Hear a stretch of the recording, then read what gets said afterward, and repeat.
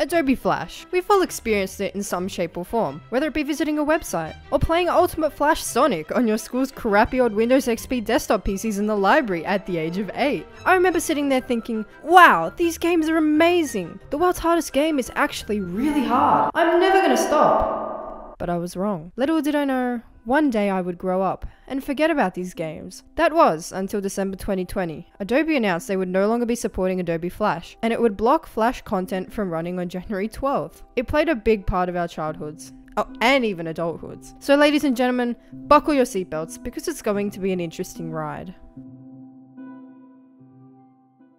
It all started on a fine morning in November 1996, California, USA. Most people were getting ready to go trick-or-treating for Halloween, except for the employees at Future Wave Software. They were coding away a program intended for web graphics and animation, which was bought by Macromedia Incorporated the same year, changing the name of the program to Macromedia Flash. It didn't quite take off until it got its own programming language, ActionScript, in 2000, which developers started using to make games. This caught Adobe's attention, who bought Macromedia in 2005, and thus, Adobe Flash was born, along with a truckload of crazy unique Flash games, which took the world by storm. We all look back at our favorite Flash games and think, why? Why do they still hold a special place in our hearts? You see, Flash games had no microtransactions, meaning they aren't pay to win.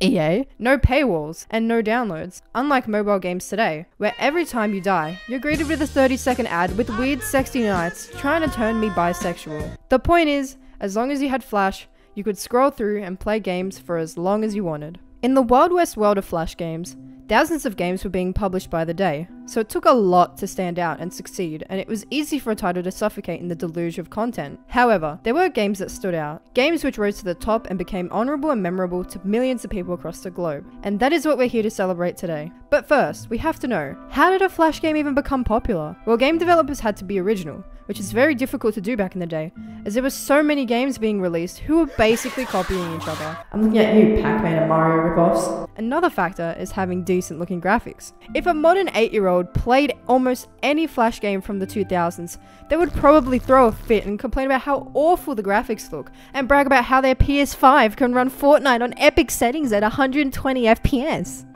Oh!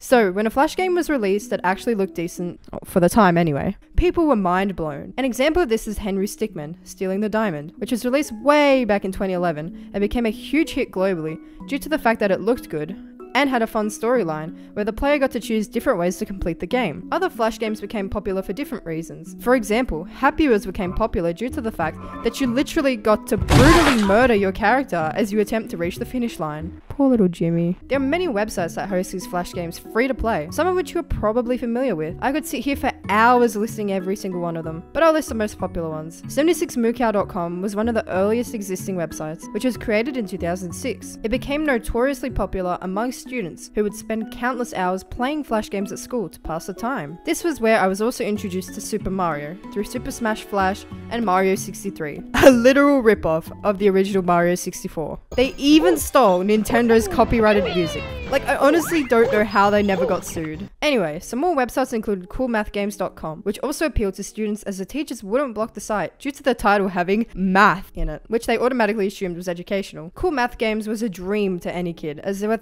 thousands of games just at their fingertips. I remember spending countless hours playing the world's hardest game, which made me lose all my remaining brain cells. Run, Run 2, Run 3, every single existing version of Papa's Pizzeria, Fireboy and Water Girl, which mind you I really sucked at, and so many more. I'm pretty sure I spent half the school year in 2015 playing Flash Five Nights at Freddy's games in class instead of doing my work, and I'm proud of it. On the other hand, a large group of people have worked hard and put a ton of effort in to try and preserve Flash games by recoding them using the latest HTML5 format. Cool Math Games recently announced that there would be little to no effect on the site, meaning that it is pretty much here to stay, including also many more modern online game websites. Unfortunately, there are still thousands of Flash games that won't be able to be saved after the purge, and it is near impossible to convert them to a different script format due to them either being so old or simply having too much content to copy over. To conclude, Adobe Flash games have become a huge part of many people's lives, young and old. It has created so many memories and bonds between generations of people. No matter how crappy looking these games were, or how much they didn't make sense, they always provided entertainment and fun. It is incredibly upsetting to see the end of an era and the beginning of a new one, but as a wise old man once said, all good things must come to an end.